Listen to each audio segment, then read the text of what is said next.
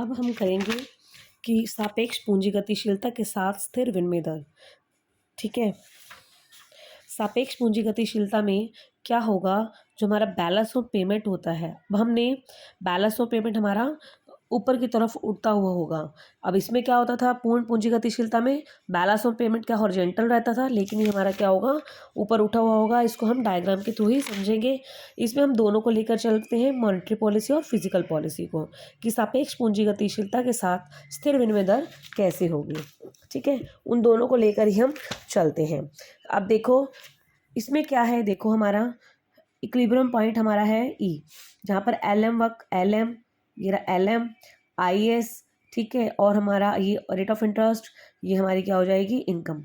एक दूसरे के क्या है, बिल्कुल इक्विलिब्रियम पॉइंट पर है ये सारे, जो ई बिंदु पर LM और IS और LM एक दूसरे को काटते हैं ई बिंदु पर।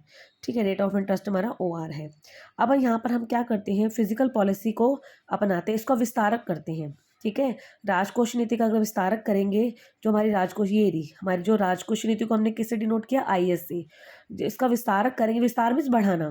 ठीक है, तो IS हमारा शिफ्ट होकर कहाँ हो जाएगा, IS 1 हो जाएगा। ठीक है, जब IS 1 हो जाएगा तो हमारा इक्विलिब्रियम पॉइंट E से E2 पर चला जाएगा।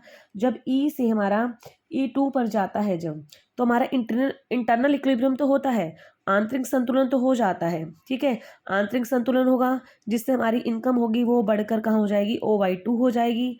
रेट ऑफ इंटरेस्ट हमारा बढ़कर OR से कहाँ पर चला जाएगा, OR2 चला जाएगा। जिससे कि जो मौद्रिक अधिकारी होंगे वो अपने पास क्या करेंगे, विदेशी मुद्रा, जो उनके पास विदेशी मुद्रा थी, करेंसी थी, उसको बेचना शुरू कर देंगे।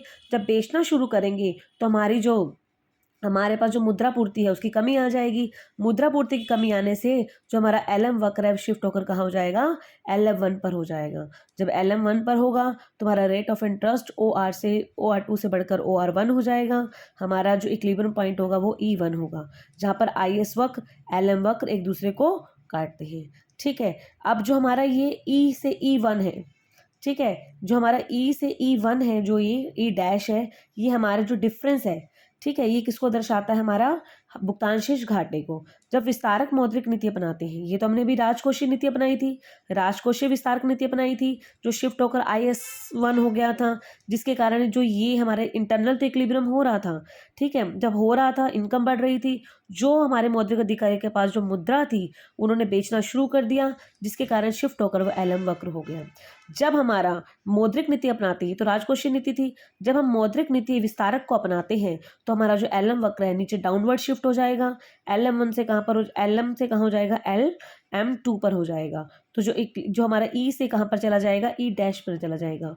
जो E से E जो डैश है, इसका जो डिफरेंस है वो हमारे भुगतान शेष घाटे को दर्शाता है, भुगतान शेष घाटे को स्थापित करता है। इसको हम दूर नहीं कर सकते, जो कि मौद्रिक नीति क्या है, अप्रभावी है। ठीक है, इसमें जो राजकोषीय नीति है वो प्रभावी होती है, मौद्रिक नीति क्या होगी, अप्रभावी होगी। ठीक है, हम ये कह सकते हैं कि जो फिजिकल और मौद्रिक नीति है उसका जो मिश्रण है, दोनों ही इंटरनल और एक्सटर्नल जो है संतुलन लाती है। ठीक है, इंटरनल और एक्सटर्नल में क्या लाती है, इक्विलिब्रियम लाती है।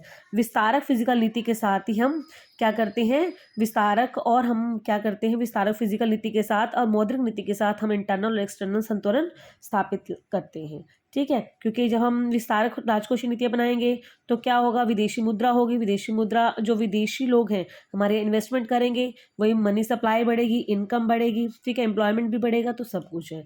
तो इसलिए जो फिजिकल और मौद्रिक नीति मिश्रण है, दोनों आंतरिक तथा बाहरी संतुलन लाती है। ठीक है, अब हम अगला करते हैं